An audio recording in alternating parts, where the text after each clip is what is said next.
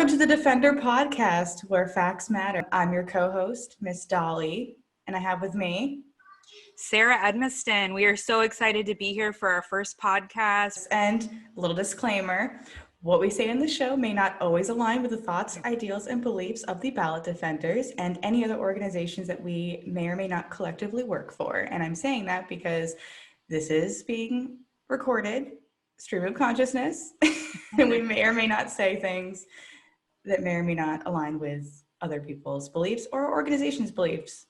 So it may get a little partisan, especially today. Yes, so we had a great show planned out for today, talking about the history of voting.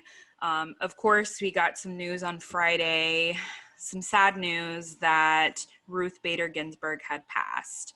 So we didn't feel right keeping the same topic of what we plan to speak about today. So our first show is dedicated to talking about her life, how it influenced us, and really just the groundbreaker that she was for equal rights, for women's rights, for men's rights, for LGBTQ community. And also just for the Supreme Court in general, like how important the Supreme Court is and like how your vote really does matter for this particular circumstance, especially. Yeah. So I want to read a quick little summary thanks to history.com. They summarized her perfectly. So Ruth Bader Ginsburg, for those who do not know, became the second female justice of the U.S. Supreme Court. She was born in 1933 in Brooklyn, New York. Love a good New Yorker. She taught at Rutgers University School of Law and then at Columbia University, where she became the first female tenured professor, which is totally awesome. She served as the director of the Women's Rights Project of the American Civil Liberties Union during 1970s and was appointed to the U.S. Court of Appeals for the District of Columbia in 1980. She was named to the Supreme Court in 1993 by President Bill Clinton, and she continued to argue for gender equality in such cases as United States v. Virginia. And then unfortunately, she did die this past Friday due to complications from pancreas cancer, which is so sad. Notorious so sad. RBG. And I think it just speaks to how fierce she was that, you know, just a few months ago, they were still arguing cases at the Supreme Court, you know, and she was there. I believe she fought cancer 5 times. So I think that just speaks to what an amazing woman she was and how much of a fighter she was that, you know, until her very last days, she was fighting for the American people. Yeah, she was writing decisions in her hospital bed most recently, which just blows my mind that she was always so committed to everything to deal with the United States and with our liberties and our rights as Americans. She's a pretty phenomenal woman. I'm sad. Yeah, absolutely. And, you know, I just wrote a few kind of words of like what describe her. And I think some of them are very funny because, you know, Dolly and I, we have you know, our history goes back a long way with projects that we've done in the past. And, you know, I think first and foremost, just unapologetic.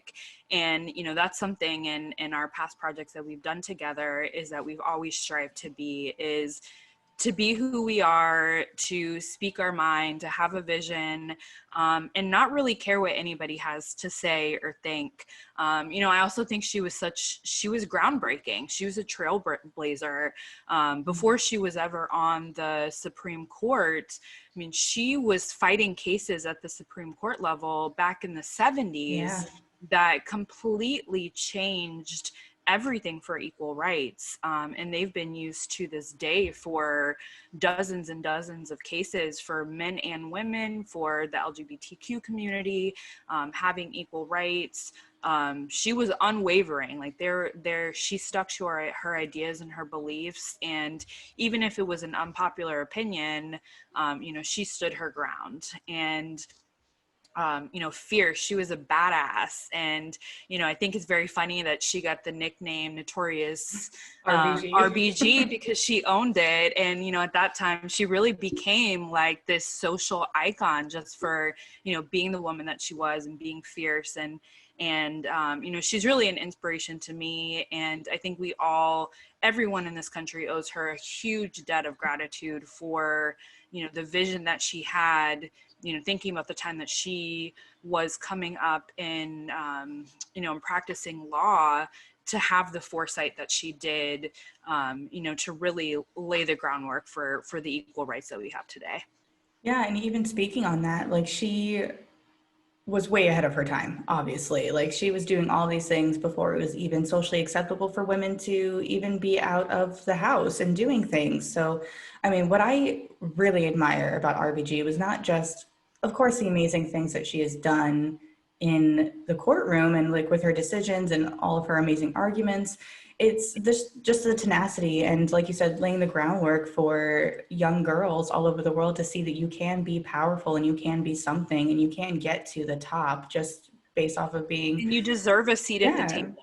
you do deserve a seat at the table. I think I'm going to butcher this quote, but I remember reading somewhere, I think this is like one of her most famous quotes about someone being like, when do you think there'll be enough women on the Supreme Court? And she's like, when there's 9 of them. And them being like, oh, how could you say that? And she's like, well, it was fine up until this point to have 9 men. Like, why can't there be 9 women? Like, why is that a shock?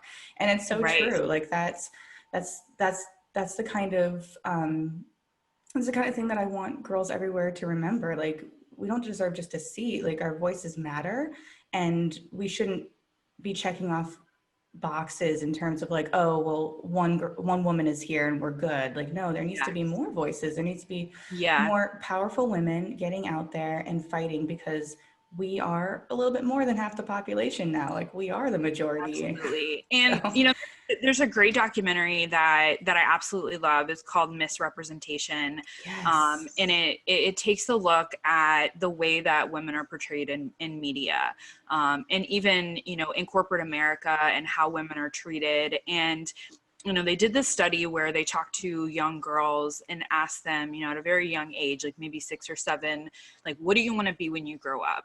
And the answers were, I want to be president. I want to be a doctor. I want to be, you know, there were no limits. There were no glass ceiling. There was, you know, really the sky's the limit. I want to be an astronaut. And then they asked those same girls, you know, years down the line when they're 12, 13, going into high school, and all of them, their answers changed. I want to be a nurse. I want to be a secretary, these very traditional type jobs. And, you know, I think that's the type of things that she fought for, is that, you know, we're teaching our young girls that there are no limits. There are no limits to what you can do and what you can become. And, you know, we are equal. And to our male counterparts, that, you know, we are just as capable of holding these high positions, whether it be in politics, whether it be in corporate America. You know, we can be doctors, we can be lawyers, we can be the president of the United States. You know, and now we're in a really historic election with Kamala Harris as the you know, the vice presidential pick for Biden. And, you know, that it's so groundbreaking. And, you know, and I feel like RBG really set the way for that. You know, she was only the 2nd woman ever to be on the Supreme Court, the first ever person from the Jewish community to be on the Supreme Court. And to me, you know, that's one of the main reasons why this project, Ballot Defenders, was so important to me. And I know to you too, Dolly, is it's about representation. You know, we don't ever want to come out and say like what people should believe. And, you know, we think it's really important of, you know, getting involved politically and, you know, being involved in your community and the representation that, you know, you have at a local level and a national level. But really, you know, we deserve to be represented. And, you know, we have a diverse population of different religions, different races, different, you know, the different sexes, and we deserve to have a government that represents that. And, you know, she was really in the forefront of that, of being one of the 2nd women on the Supreme Court. Yeah, it's I don't know how, I mean, I don't know where you were and how you felt when you got the news. I know it's probably similar to me. It was, late on Friday, and I just couldn't even believe it because this woman, like, how many documentaries in the past couple years have come out with her, like, lifting weights and being like, I'm still kicking, you guys, like, I'm hanging in there as long as possible. And so it was really sad to see her pass. But I think what's really beautiful is she passed on a day that was really meaningful for her and her Yes. community. Of course, leave it up to RGB to pass away on the Jewish New Year. I think that's so telling of Yeah, who she and was. in Rosh Hashanah, I know a lot of us who aren't in the Jewish community may have not been aware of what that was, but that is the start of the Jewish New Year, and I thought it was really remarkable to after her passing, the significance of it Yeah. happening on that day. And I have a quote from NPR reporter Nina Totenberg. She tweeted shortly after her death was announced, and she said, Jewish teaching says that those who died just before the Jewish New Year are the ones that God has held back until the last moment because they were so needed, and they were the most righteous. And it just gives me chills. And I I was just about think to say, I just got goosebumps. for for those of us that are feeling sad and knowing the implications of this, that her death has, and her opening on the Supreme Court, and to really see the divinity in her passing on such a special day to the Jewish community, it just shows like what an amazing, beautiful life that she lived. And I just think it's really remarkable, and Yeah. it gave me a bit of peace. How do you feel about, because I know Ballot Defenders, this project that we have, we are very firmly nonpartisan. That was very important when we were getting together, you and I, and creating this project and like, okay, what do we want this to be?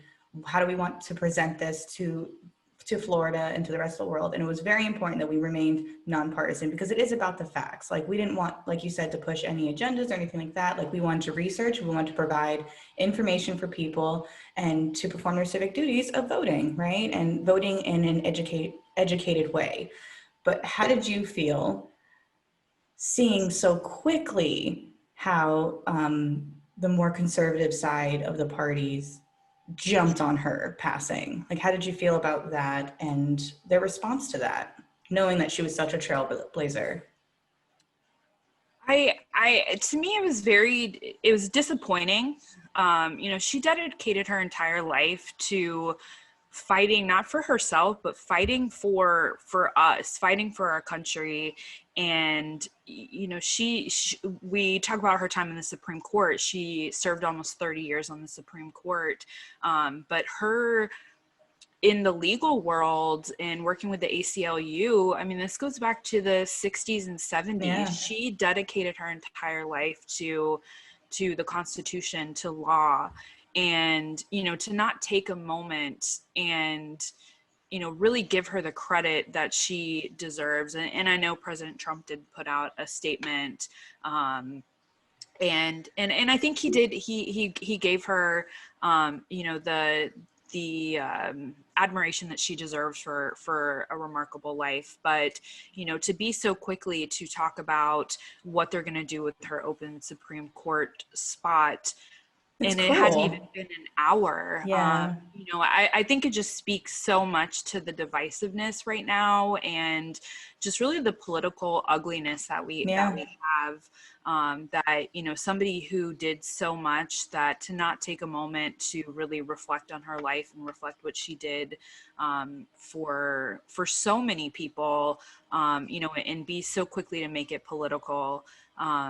And I think it changes a lot of things. And, women around the country and people in the LGBTQ community, our hearts sank. Like our hearts sank, knowing what this means happening before the election, and knowing that, they will try to push a new Supreme Court justice before the election, and what that means.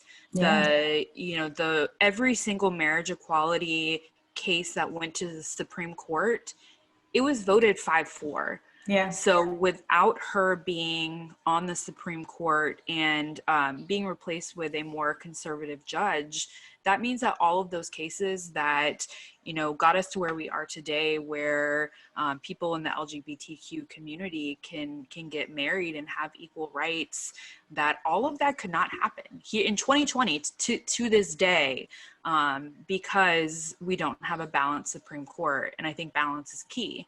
Yeah.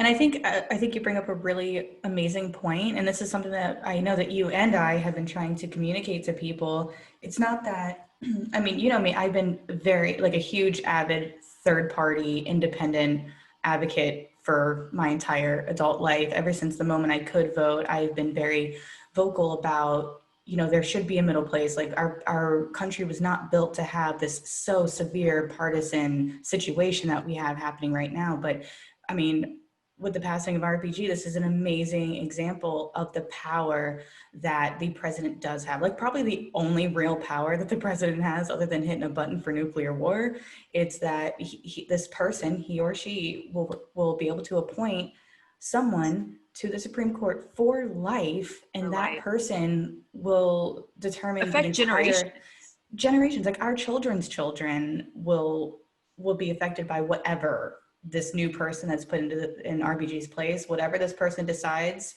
that is our future. And it's scary for a lot of people. I know a lot of conservative people are very excited by this opportunity because a huge focus of the Conservative Party is the anti-choice movement, the quote unquote pro-life movement. And I know personally a lot of people who vote specifically just for that issue alone. Like, oh, nothing else matters. I'm voting for the person who is quote unquote pro-life. And that's really frustrating because there's so many other people and so many other issues out there affected by the decisions that the Supreme Court will see in the next few years. You know, we just received marriage equality not a couple years ago, you know, like, and that alone, that one issue is at risk of being overturned. Roe v. Wade is at risk of being overturned. I know there's a lot of communities that are very excited about that prospect, but a lot of communities are very scared. A lot of women who are very scared. So it's a scary time because it is so uncertain. You know, there's no way to know until November what's going to happen, right, and how millions of lives will be affected because of this one moment in time. right. Ugh, can't even. But let's get back to you know, kind of talking about some important cases that she worked on. Yes. You know, I think one of the most historic cases that RBG was a part of goes back to 1971, and it was Reed versus Reed. So this was the first case where the Equal Protection Clause was used to say that women have the same rights as men. The case, kind of just a little bit about the case. So a woman named Sally Reed, her son had passed away. She was separated from her husband, and she was fighting for control of her son's estate. And Idaho had a law at the time that says if there's two equal parties that are capable of taking over an estate, it would automatically go to the man just because he's a man. Yeah. So, you know, this was in 1970. So the case was only worth like $700, which I think, again, just kind of like shows her foresight of, you know, kind of having a you know, a greater picture of what she was fighting for. And so she argued this case to the Supreme Court and won. And it was the first time in history that the Equal Rights Protection Clause of the 14th Amendment was used to say that men and women are equal, and that, you know, and it set the precedence for gender equality for men and women. Since then, the Equal Protection Clause has been used in over 50 cases, ranging from the West Virginia University, I believe it was, that at the time was only males could get accepted to the college. The Equal Protection Clause was used, so now, you know, women are able to be accepted to that military school. It was, along the way, that one case really set the way of, saying that women cannot make less than a man just because Yeah. they're a woman. And let me see what the Lilly Ledbetter versus Goodyear. That was another Supreme Court decision where the case actually failed at the Supreme Court level. But RBG, well known for her dissents, Oh gosh, she's and we so could talk good. about that too, because I think she just, her humor, I think was Yeah. really great, and how she was able to work on both sides. But she's very famous for that dissent, and shortly after, and it was, a little bit of history on that case was Lilly Ledbetter had been at Goodyear for 19 years. And she found out through an anonymous email or letter that she was making significantly less than even the lowest of her male counterparts in the same position.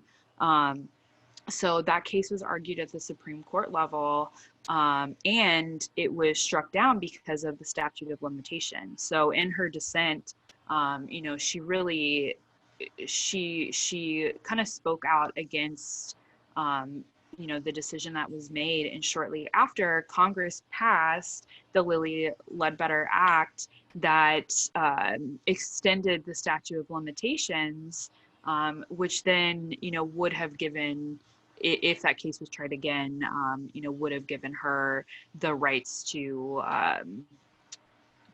the back pay and all that through Goodyear. Which But is yeah, major. That's a huge decision. Yeah. yeah, huge decision. And it just goes back all the way to 1971 and that one case that, that she did, and how that really just shaped the groundwork for everything. Exactly. Exactly.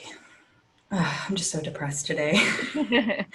I'm taking it to the gram for a moment. We had some people write in, and we have Jeannie from Pinellas who says that RBG was the last string holding our country together, and that she's afraid for our future. And that I think a lot of people are feeling that right now, and I don't think they need to be afraid for the future. I think we need to be fired up. I think this is a great moment, a great time to remember that we do have a voice collectively, not just as women, but all of us, anyone who is feeling any type of way about the passing of RBG, like get out there and register to vote. Registrations in Florida end on October 5th.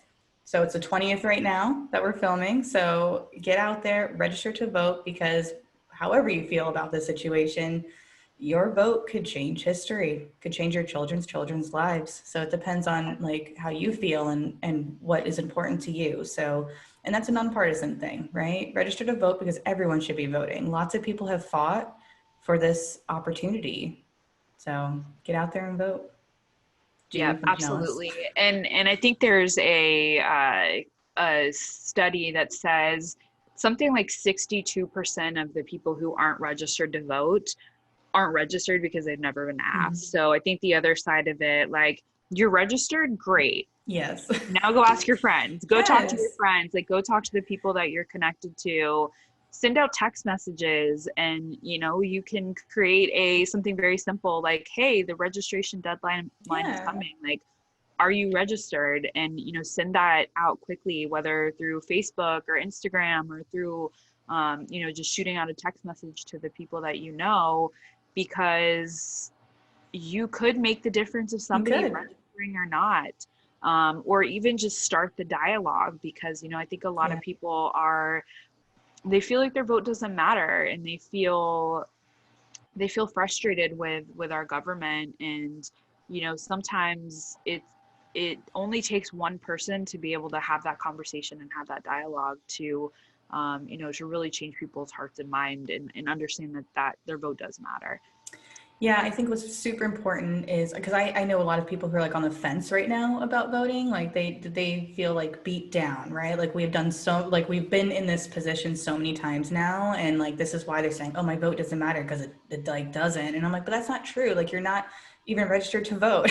Like you're not Right. even giving yourself the opportunity. Like register and give yourself the choice, like register, educate yourself, look into different platforms, different parties, different policies, like research so that you can make an educated decision. If at that point you decide not to vote, unfortunately that's your prerogative, like that is your right. But like to not even register to like see all of this happening in the media on either side that you're on, like to not even register just blows my mind. So people who are not even registered to vote, do it. Like Right.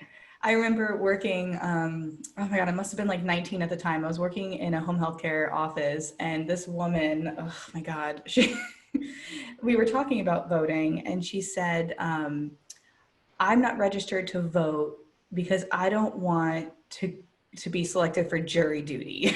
And I was like, what? It doesn't work like that. I was like, wait, what? And she's like, yeah, because they go off your registrations. I'm like, actually, they go off of your driver's license. So you have one of those. So just because you haven't been selected for, that's a whole other topic, jury duty. But I was like, you're not even registered to vote. Like, so you're standing here and telling me all these opinions that you have, and you're not even registered to vote. Like, go vote, and then we can have a conversation. Like, Right. your opinion does not matter to me until you're registered and can actually vote. Yeah. And I think the biggest kind of like, I think the biggest thing that really gets me, and I think where we need more education, and it's part of another reason why, you know, Ballot Defenders is such a passion project for both of us, is that, you know, we get so fired up every 4 years to vote for president, but that the president is not the one who is affecting your everyday life. It's even the nonpartisan positions, the school board, your mayor, the judges that you appoint, the commissioner seat. Like, I think with everything that's going on in 2020, I'm more tuned into what's going on in my local government than I ever have been. before. Yeah, same. Like, and I sit in and I listen into school board meetings. I have children that are at school age, so you know, I want to make sure that they're protected. So, you know, I'm sitting in and I'm listening to the school board meetings, and I'm blows your mind, right? To the commissioner meetings of, you know, they're making these decisions that, you know, unfortunately in Florida, our governor, you know, he didn't step in and make certain mandates for masks and other health safety measures. And even early on, you know, setting certain things to try to stop the spread of COVID. So it was our mayor, our county commissioners that who stepped in, and you know, regardless of where you kind of fall on whether you think they did enough or not, or they did too much, you know, those are the people that, when it comes down to it, and we have these crises that we're dealing with in 2020, it's your local officials that, you know, they are the ones that are going to be out there making decisions that affect your everyday life. That's the most important thing. Like, that's so important to remember. Like, we love the president, right? Maybe not the current president, but like the office of the presidency. We love talking about it constantly. There's so much focus on it, but your state House of Representatives, your state senators, like those are the people making the laws that actually affect you day to day. Like, yeah, federal law, wonderful. Like, now gay people can get married. That's an example of like a federal law. But then look at the state level. We have certain states that passed marijuana laws, right? So like those certain states, if that's your cup of tea, then now you get to go to those states and partake in the things that matter to you. So like, you want to really focus on your local representatives, not even just your city, but like your state representatives, because those are the ones who are passing laws that will affect you long term in your voting state. In every election. I mean, every election. The midterm turnout for youth voters, and youth voters is very loosely, I fall within youth voters. I don't feel like I'm a youth voter. You're still a youth. I am a millennial, but you know, I don't fall into that like 18 to 25 range. Yeah. But you know, youth voters is really anywhere from like 18 to 35. And the midterm elections, there's often a 20% turnout or less. I think, you know, this past year, I think after, you know, Trump getting elected, it really kind of lit a fire under a lot of people, and they had the biggest turnout ever for midterms in the youth voter demographic, and that was still only on average 28%. Like, we have So to do interesting. better. Yeah, we We have have to do to. better. That comes down And to education though. Like when was when was the last time we learned anything? Like I had 1 year of geography, 1 year of US history, and well, I think 1 year of econ and government in high school. And then anything else was up to me to take that in college. If a kid goes to college, you know? Like so the education is not even there for people to learn about the structure of our United States and the right. structure of how to vote and even just like the state and local laws and even how Right, that and what works. different Yeah. positions do. Yeah. I think we get our ballots, and a lot of time we're like, okay, well, the I don't even know Weird what the city position planner or like. yeah, Yeah, like and there's times I know in the past that I always try to be a very educated voter. I spend a lot of time looking into amendments and looking into, in the past, I never voted for party. I yeah. always voted, and I really looked at the candidates and I looked at what they had done, and I voted based on that. And That's a good side note. I think you make an amazing yeah, point. I think too many people vote down the ballot party line. And like you don't need to necessarily do that. Like researching that person's history, their party, their platform, and like you said, like the history of their voting and what they've done and who they back and who backs them, like who's funding them. You'll see a lot of someone and a lot about someone based off of who's giving them money, who they've promised things to, like what amendments they're sponsoring. Like that's a huge note that you made. You don't have to necessarily vote. Like if you're a Democrat or Republican, that's like the worst thing you can do. Don't just vote down the ballot because just because this person has this affiliation doesn't mean that they may represent your core values and beliefs. right, absolutely. And again, it goes back to representation. Mm-hmm. And I was so energized by the last midterm election. I think it's really remarkable. We had the most women ever to be Mm-hmm. voted into Congress. And we have AOC. She's the youngest ever member of Congress. And we had the first Native American, Yeah. um, and all of these first. And to me, that makes me really excited. And regardless, it can even be a candidate that I don't agree with, but when I see representation from different communities, it makes me excited, because that's the way that it should be. We are a Yeah. diverse nation. And we deserve to have a government that represents that. We And haven't had that in ever. We've right. never And I had. think it's finally changing. And that makes me really excited for the future. That makes me really excited for my children. I have 3 children, and have a daughter. And for her to be able to look and see, you look at AOC, for example, and she's very open about the fact that she worked in hospitality, and she was very energized, and felt like she could get into government, and was passionate. And you may not agree with her, but I'm like, how amazing is that you don't Yeah. like the way that things are going, and instead of just getting on social media and getting behind a keyboard, that you actually get up and say, you know what, I don't like this. I'm going to go do something about it, and I'm going to stand up, and I'm going to fight for what I believe Yeah. in. And, as a mother, that is so amazing to me, because that's how I want to raise my children. And Exactly. you don't like something, fight for it. I think, me and you are both activists at heart, and we need more of that. Like, we need more of that, more of those fighters, more of the young generation stepping up and saying, you know what, I'm going to be a part of the change, and it's not happening for me. So I'm going to be the one that goes and Make does that. space. Yeah. I think it's sorry, it's too early for me to be talking.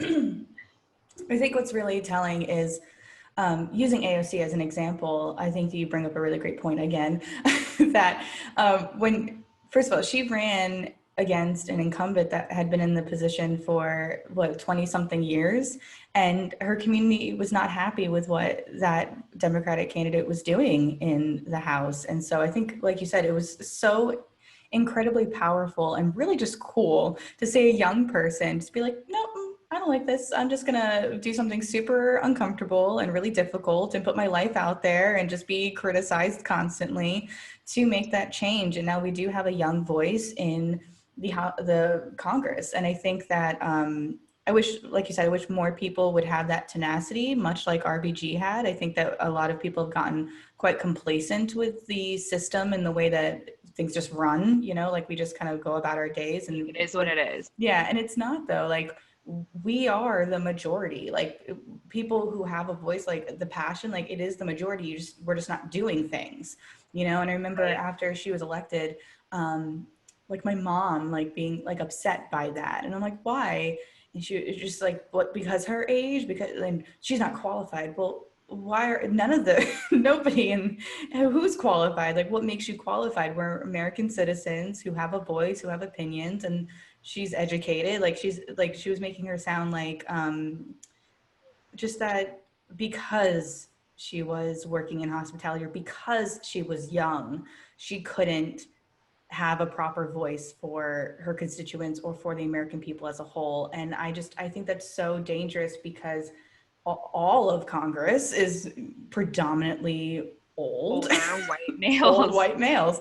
And like it's old rich white males, let's say that too. Like there is nobody representing the true everyday person. And so whether you agree with AOC's policies, like I don't always, get behind everything that she believes in, but I damn sure get behind her voice, her passion, her energy, her excitement. Like we need more of that. Like, and if you don't like it, then go out and have the same kind of voice, have the same tenacity and get your quote unquote agenda out there. If like you're not happy with what AOC stands for, then step up and be your version of AOC. Like we need more of her out there. And so I do love that we have more fired up young people in the same way that RBG was for her day. I feel like AOC can be that kind of fire right now. And it is getting people excited about politics. I remember like being a teenager in high school, like we didn't talk about politics. We didn't know about politics. We didn't care. But now I work in a school now and I hear what these kids are saying and I look at them like, damn, like if I had like 10% of your energy and your knowledge at that age, I could have done so much more. But now that's why we're here. We're just trying to make up for lost time and try to educate people and try to get that younger generation invested and in it and ready to go. And I think that it's pretty fantastic, regardless of how you feel about the policies and all of that. It's just super cool to see this resurgence of energy around politics. Absolutely. Even if it's exhausting. Yeah, and I think people are more tuned in than ever before. And I think that's the silver lining of really just everything that's it. You can just look at 2020. You don't even have to look at, the last 4 years. And I think because of just the craziness of everything that's going on, that people are a lot more tuned in. Yeah. And I think people are, there is that fire of, we have to do more and we have to keep it up. Like we can't, I think it's natural with, most people. You have your everyday life, you have your job. Like we have jobs. This is something that was really important to us to start, but not losing that fire, not losing that drive. And it's very easy to get tired and get really excited about something and then kind of lay off the gas. Drop off, yeah. You can't do that. You definitely can't do that. And I think even after this election, going into midterms, I hope that's what everybody takes away from this. Just really understanding how important these other positions are in our senators and members of Congress, that that we show up, that we're out there, and we don't let someone who is so influential like RBG, like let her memory go in vain. That fight. And there's just so much I know that both of us could say, because she just was that incredible. And like I'm tearing up already just thinking about it. Yeah, I think we all owe her a debt of gratitude. Everyone, regardless of party. It's like she's done so much for everyone. Regardless of sex, I think a lot of we focus on her fight for women, but it wasn't just women. Like she believed that we should all be equal. And she got a lot of flack for some of the cases that she represented that, said that men are also equal to women. Yeah. There was a case where, there was a woman in the military that, her husband was a dependent of his wife, and wanted dependent benefits to be able to take care of their children. And he had to prove that he was dependent on his wife. When would that ever happen to a man in Yeah. the military where his wife has to prove that Yeah. she is dependent on him? It was cases like that she took that said, like, this isn't just about, women deserve the same rights as men. Yes, we do. But it's also, we're equal. Men and women should be on that same Yeah. playing field. And that it just affected us all so much, and we really do, again, just owe her just such a debt of gratitude for her fight and her tenacity and all that she did along the way. Yeah. And I mean, and this will be a whole bigger conversation at another on another episode, I'm sure.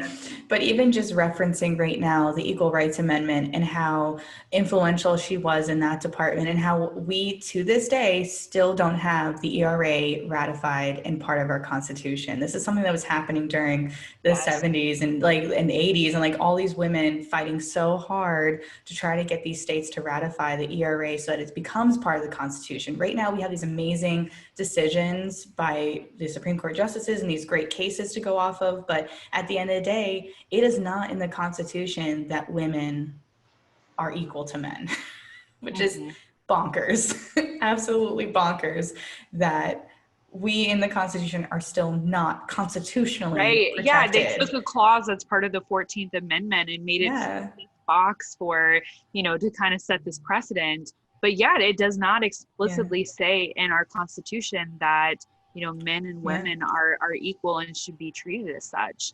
And, that really is, just so crazy to think about in 2020. Yeah, it's exactly it. And it's really sad because if you look at like the all men created equal of the Constitution, it's all parentheses white men that are created equal, white property owners that are created equal. And so we still have a long way to go. Like the Constitution is a beautiful thing. I love the Constitution. I love interpreting the Constitution, but at the end of the day, it is a document, and people who are so hard pressed to be like, no, this is what it is. Like, this was made hundreds of years ago. Shit's changed. we need to update things. We need to protect people. Like it's not okay. Right. Like you imagine our founding fathers, like think about them, going in time machine to 2020 and look around and be like, damn, things have changed. Right. This is not okay. I mean, it's beyond what they ever could have imagined, where we are today with, even just technology. I mean, and that's a whole different conversation. Like everyone's like, oh, the Constitution, our founding fathers, this is exactly what it should be. And it's like, well, technology's changed a lot of things. You look at the right to bear arms. I personally love guns, but also our founding fathers had a gun that could shoot like one bullet every like 10 minutes. You had to reload it. And then like war at that time was so weird.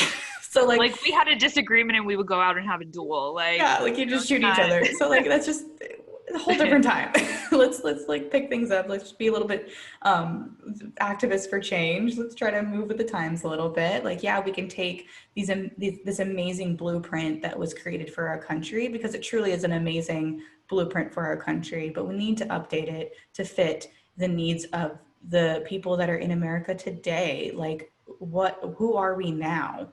And that needs to be something that people need to look at. And that's why registering to vote, that's why voting in general is so important, because look inward, figure out what are your values and principles, like what guides you every day. And then if that is a very conservative thing, then great, research it, understand it, stand behind it. If there is more socially liberal views, then understand it, get behind those people that will support that. Your voice does matter, and electing the people to represent your voice is so important, and it's not happening enough. We're just getting too complacent, even at a time where we're getting the most vocal than we've ever been. It's still not enough. It's still too little. We need to get out there. Yeah. Register to vote, damn it. Oh man. So on that note, the end of our first episode.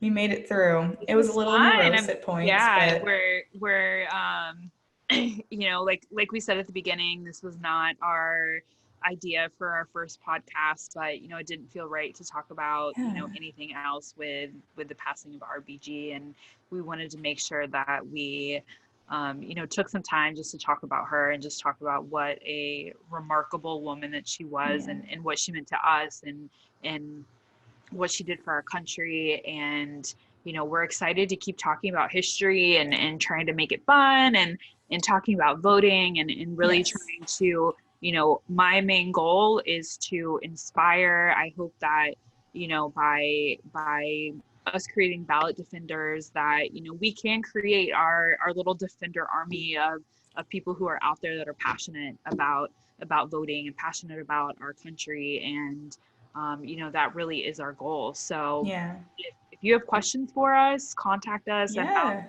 ballotdefenders@gmail.com. We have our social platforms that you can follow at Ballot Defenders on Facebook and Instagram. But you know, Submit your questions. So, like, we will do the research for you. That was the whole vision of this organization. It's like you have questions. Things can be really weird and muddy and sticky when it comes to like figuring out where things are and where things are coming from. Like, leading up to the election, we're going to research the amendments. We're going to do podcasts on that information. We're going to hopefully interview some constituents or some people running for office soon. So keep checking back. We're hoping to make this podcast a weekly occurrence. Maybe a little slow start in the beginning, but we're going to get there.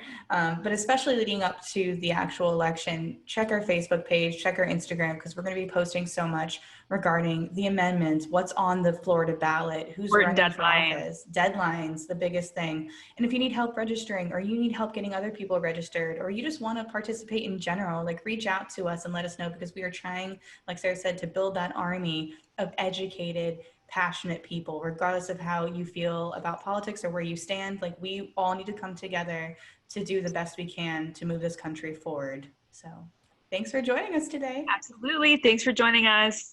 Bye, guys.